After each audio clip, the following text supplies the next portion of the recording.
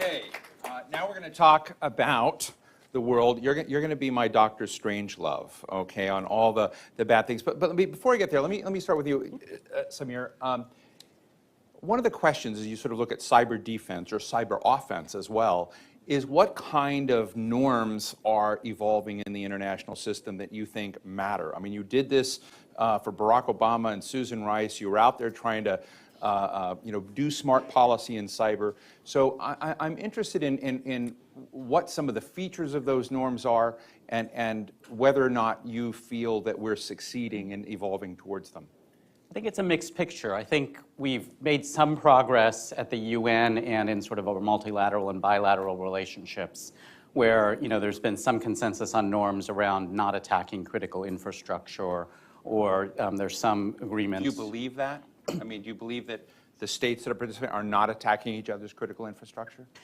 I mean, you have to differentiate between state actors, sort of cutouts, people who are sort of affiliated with states versus and cyber criminals. I think there's a lot of what I would call preparation, so that people are positioning, the nation states are positioning themselves so that in the event of a conflict or something like that, they would be in position so that they may be positioning malware. So that's a mutual assured destruction thing? Almost like that. But I think even as we've made some progress, and it's been halting, and the UN group of government experts this year wasn't able to agree on additional norms.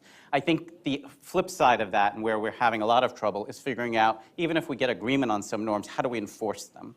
In other words, what's the punishment or the consequence if you don't, in fact, obey that norm? And I don't think we've figured that out yet. When did you leave the White House? In January. Did you punish anybody? I think we did in some sense. I mean, we imposed sanctions, for example, against certain Russian actors in December in light of Did that feel good? It felt good. Was it effective? I mean, did it accomplish a lot? I'm not sure. Andrea, you have the portfolio here in Washington representing the EU, which must be a complicated task representing all those countries. How do you feel the norm building is going on, at least in the transatlantic relationship? Well, I think transatlantically, first of all, if you allow me, we do not represent member states. Each member state is its own embassy here. We represent the union within its competencies, which include, indeed, a lot of the cybersecurity stuff that we're talking about. I think that transatlantically, there is actually quite a bit of agreement between the US and the European Union and its member states. And you can see that in the discussion in the UN with some differences. I mean, France can disagree from time to time, and that's okay. So I don't think there is any particular stuff that we really disagree on. In fact, I would argue that with this new administration, cyber is probably the area where we find most continuity, mostly because as far as you can see, for the time being at least, the work of the current administration is very much a continuation of the work of the previous administration. So from our perspective, from that point of view, we don't see any major problem.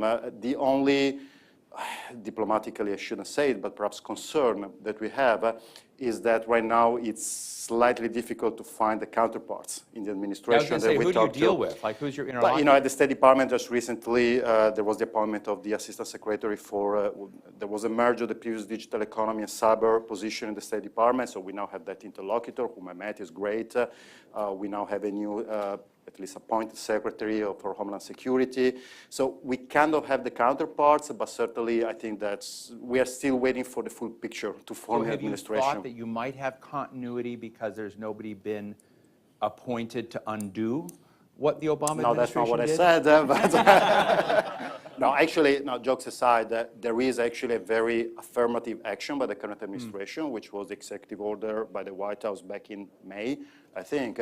That is the policy of the White House and the federal government as far as we can tell on cybersecurity. And if you look at that executive order, which for the time being is very much about reviewing the internal preparedness of the federal government, and also, that's of course very interesting for us, preparing the international cyber engagement strategy of the US government. If you look at that executive order, what is on paper as opposed to the various drafts that were leaked from January until May, that executive order is very much in continuity as far as we can tell with the work of the previous administration. So Gordon, I'm grossly simplifying what I just heard, but norms are evolving, structures are coming in, warm and fuzzy, sounds good. Dr. Strangelove, do you see the world the same way? Well, while diplomats at the UN are busy continuing a discussion about norms, perhaps not as effectively as they should, and in Europe the conversation continues, while that dialogue diplomatically is going on, the great cyber game is being played, and it's being played with enormous intensity. And I would argue that we have reached an inflection point in the past 6 months that should give all of us pause. In May, those of you who were tracking the news observed that 200,000 computers in 150 countries around the world were infected with a virus called the WannaCry virus. It shut down hospitals, rail links, and production lines. The Department of Homeland Security attributed that to North Korea. The following month, in June, there was a hack in Ukraine. It hit 2,000 targets and eventually spread to 65 different countries. And Ukraine attributed the attack to Russia. What we now know is that those cyber weapons, those offensive cyber weapons, were stolen from the United States, from the National Security Agency, from our cyber command. The NSA is getting hacked. What chance of survival do we have, right? So, as one of those movie titles said, be afraid, be very afraid. If the dominant cyber power in the world, which I believe the United States still is, competing with China and Russia and Iran and North Korea, if the dominant cyber power in the United States cannot safeguard its own offensive cyber weapons, and they end up in the hands of third parties and then in the hands of rival nation states, how much progress are we making in alleviating the threats of the global cyber risk environment? I think this is an extraordinarily important kind of epical moment in how the game is played. I had no idea how dark you could be, but I'm impressed. But Playing to tight. You know, no, but I think in this area, when we're looking at the ecosystem, one of the things that's happened recently, I've had the privilege of talking to Ambassador Mike Rogers of the NSA, who's dual-hatted, so he's head of the National Security Agency and also head of the Cyber Command, which is now a full combatant command. We have some folks from there here. You know, he's talked a lot about, you know, in the world of norms, almost trying to figure out how you get back to a system of deterrence, how you create, you know, it sounds like a more punitive side, but how do you bring back some of the risk-reward dimension or punishment reward dimension of this? And Samir, I know you've thought about this in terms of policy framework, and you know, is it achievable? Because you just mentioned North Korea and Russia, two countries of vastly different resources in this arena. What should be shocking is North Korea. I can't believe North Korea can penetrate. I mean, how does North Korea do it? It's the most cut-off nation in the world, and yet somehow it has extraordinary capacity. What would you do? I mean, how do you fix this? I mean, look, I agree that in the foreseeable future, the cyber problem in many respects is going to get worse before it gets better, because I think the attack surface is growing, the number of actors who are able and willing to engage in cyber attacks is increasing, and frankly, we haven't seen some of the worst kinds of cyber attacks that we could. So I think we're very much at the beginning What stages. are those? So I mean, we haven't seen many cyber attacks yet that have physical consequences. We saw, you know, the attack on the Ukraine power grid. We've seen, you know, ransomware that has some effect on hospitals, but we haven't really seen major attacks, you know, dams being taken over and the sluice gates being opened and causing flooding downstream, which is very possible. And we haven't seen attacks that, what I would call attacks on data integrity, so that instead of stealing information or denying access to information through ransomware, someone goes in, you know, to a financial system and adds a 0 to a trading order or deletes a 0, or goes into a hospital system and changes the dosing information for patients. And so, you know, you get changes in the integrity of the information, it's not recognized, and people act on that, and you have an undermining of confidence in the whole system, you know, the financial What about the system. Securities and Exchange Commission hack and Edgar? You don't think that somebody may have gone in and shifted information here and there inside Edgar? It's certainly possible. I mean, there's, as far as I know, no public indication that that happened, but yeah, that would be a possible. I mean, but that's the kind of attack that I'm talking about in terms of one way in which this is going to get worse before it gets better. And I think, look, I mean, I think one of the things that we tried to do, and I think this administration is continuing, is to recognize that in order to tackle the cyber problem, to increase deterrence, you really have to look at all tools of government. In other words, a cyber attack can't simply be responded to on a cyber level. You have to look at, you know, whether it's sanctions or other economic measures, diplomacy, law enforcement, And all of these different tools have to be brought to bear. Are we there yet in terms of achieving deterrence? Clearly not. Can I jump in on this question? You've identified the seminal question: how do you reinforce our cybersecurity program, our cybersecurity strategy, with an element of deterrence which has been lacking? And some of our best thinkers in the U.S. foreign policy community are really focusing on this now. Joe Nye, the professor at Harvard, who's been one of the leading political scientists of his or any generation, has just written a tremendous article on deterrence and dissuasion in cyberspace, which students of the field, I recommend it to you. One can argue that to some degree there is an element of deterrence. The big threat that people have been worried about for 10 years was that preemptive attack on our critical infrastructure. Richard Clarke wrote a book 10 years ago imagining a preemptive cyber attack that would take down our power grid, that would have planes flying into each other, that would be blowing up power plants and so forth. Happily, that has not passed.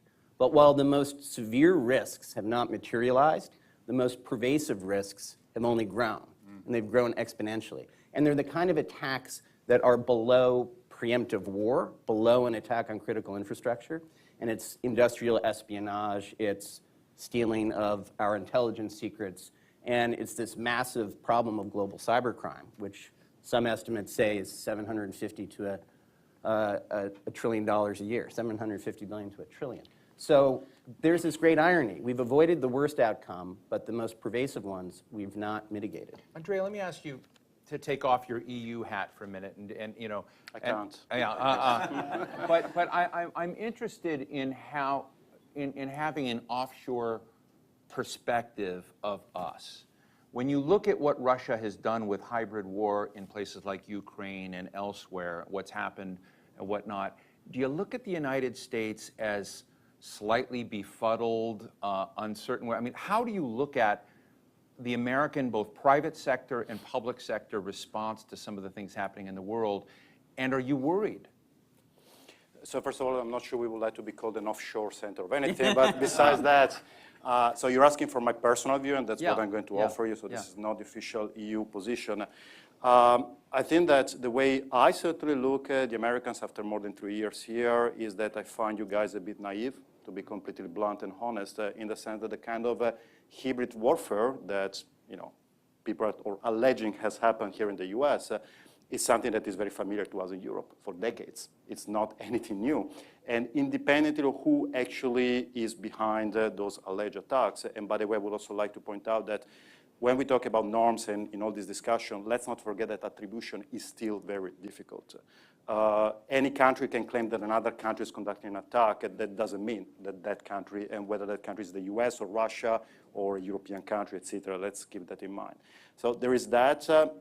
Secondly, I think that we should not keep in mind that this is not so much an American issue. I think it's an advanced economies issue, so it's European and American.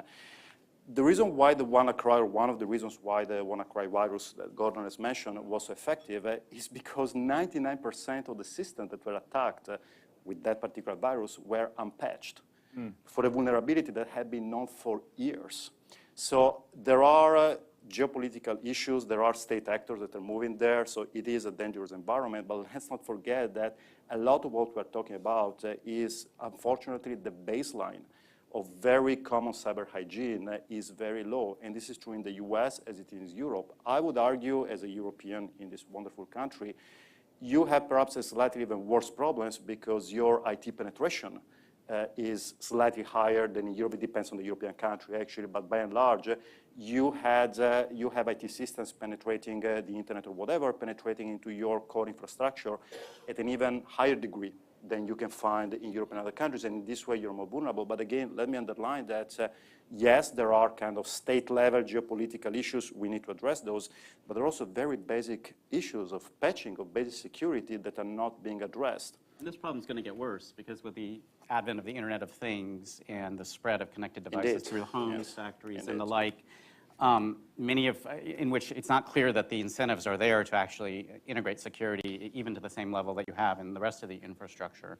I think this problem of basic cyber hygiene is going to get worse. How is there not the incentives there to embed an Internet of Things environment when you have companies like Cisco or Accenture or Microsoft and others that provide the capillaries and, you know, the system for some of this to work.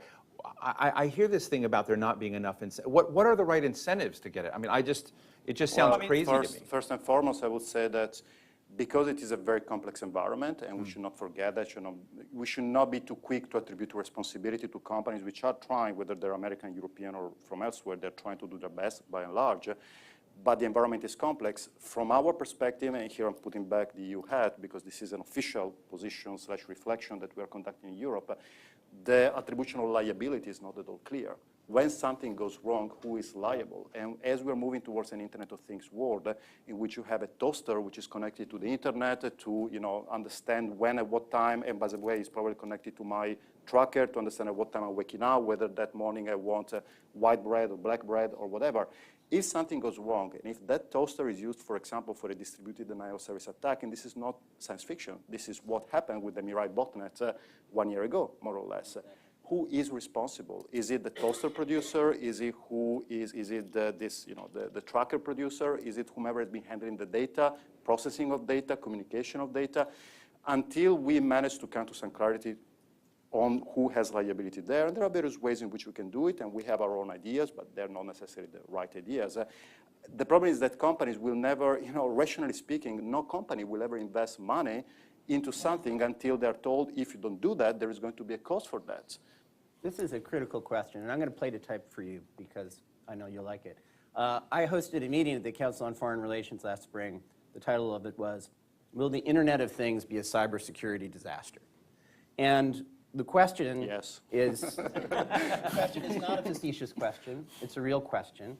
There are 1 billion additional connected devices every quarter. Every quarter, 1 billion additional connected devices are connecting to the internet. And we have not had this difficult discussion about how we're going to achieve the basic modicum of safety and protection in that evolved And what's world. important, I think, is that as you get all these devices out there, it's not simply that those devices are targets in and of themselves, but they can be weaponized and used essentially as weapons against the rest of the infrastructure, which is what happened with the Mirai botnet. So it has an exponential effect on the problems of security. Just before I go to the audience, I want to ask you quickly about China. If we were doing this event 2 years ago, China would dominate the discussion. Now, though, we're talking about a lot of other countries. And Samir, I know you were involved in the Xi Jinping-Obama discussion on establishing norms and getting China to back off, whether it has or not. I think you're in a slightly different. You believe that China's been a good player, a good behavior, ought to get a gold star. Well, I'm not sure I would go that far. Okay. I think it's You go partly there, right? partly there. Yeah. I think it's true that if you look a purple star. if you look at the amount of cyber-enabled IP theft, which was the main focus of that agreement, that China or Chinese actors have engaged in, that has been reduced. And I think the government has said that, but I think also third-party cybersecurity firms, private cybersecurity firms, CrowdStrikes of the world and whatnot, have seen a reduction. Does that mean they've stopped? Absolutely not. Does that mean they couldn't increase? I actually think what they've done is become more strategic. In other words, I think previously what happened is that there was sort of whatever we can hack, we will hack, whereas now there's a little bit more control and more strategy, and they're more strategic about what it is that they're hacking. So it's not a good story. Can Andre? I jump in on this? And I didn't know I could do that, but I will take off again my EU hat and offer a personal perspective. love it when you this do is that. great. Yeah, no, I love it too. There are many things I would like to say that I cannot say because of the EU hat. So, look, personal observation. I think it's important and very much related to what you asked me before. How do non-Americans see what's happening here in the US? Let's not forget that, and by the way, the European Union and China have deep disagreements on many, many, many issues. I don't think we can be defined as friends, and I want that to be clear. But I think it's important for the US public and for US policymakers to understand that outside of the US, it is actually the US that is most often considered to be the worst offender when it comes to cyber attacks and cyber espionage and all this kind of stuff, which, by the way, personally, I believe all countries do that. And when we look at this from an international relation perspective, let's not forget cyber is not different from this point of view from any other policy in the international environment. States are selfish actors. They will do what they believe is strategically best for them. And so in a way, I think that sometimes in the debate here in the US, there is a little bit, China is so bad because it's doing this, this, and this. if you were in their situation, you would probably do the same. I think that attributing morality to actions of states in international environment is not a good way to address the real and concrete concerns that, by the way, the US and Europe together have vis-a-vis the behavior of China in the cyber environment. Gordon? Well, I don't disagree with that, and I do believe we live in a realist world of significantly evolving cyber threats. What's interesting, though, is to look at the primary cyber actors and to try to assess their geopolitical incentive structure. And I think of your comment about China, they've emphasized going after intellectual property, they've emphasized espionage. But we haven't seen any evidence that I'm aware of that they've tried to penetrate into our actual political institutions with the intensity and methodical aggression and audacity as Russia has purportedly done. And it's interesting to look from a US perspective, the threats vary from different cyber actors. And for Vladimir Putin, who is ostensibly trying to undermine the cohesion of our democratic institutions and the cohesion of the Western alliance, it's a different set of incentives than it is from looking from Beijing, which has other goals. Thank you. Let's go to you. Questions, thoughts, right here in front. We have a mic. Oh. Thank you so much. I'll give you a round of applause for all the running. Hi. Oh, It's Takeo, right? yes, Yeah. yes. Hi, my name is Takeo McCullough. My question really is for you, Andrea. Can you speak a little bit to GDPR or the General Data Privacy Regulation that the EU just is actually about to implement in this coming May, and where that lies in the establishment of the cyber frontier between the EU versus the rest of the world? Thank you. And I'm going to ask for short form so we can get a couple real fast. Sure. Yeah. So should I Yeah, say? please. Yeah. Look, very briefly, the GDPR, the General Data Protection Regulation, is the law of the land in the EU since last year, if I remember correctly. Indeed, it will become enforceable as of May 2018. I think that what really matters in terms of non-European actors is that there is a provision in the GDPR, which, by the way, we believe it was always from a jurisprudential point of view, was always the case, but now it's statutorily put in the law, that if you handle, if you do business with Europeans, if you handle data of Europeans, then that European law should apply. Thank you. Yes, right in the middle. Oh, that was fast. We can perhaps talk more about this later. Right there. Yes. Wow. Hi, I'm Nicole Carlin. I'm with the Internet Society, and my question is, if you could talk to the people negotiating NAFTA right now, what big opportunity would you insist that they talk to their colleagues about? So NAFTA and the net. I'm going to pass that off. Samir?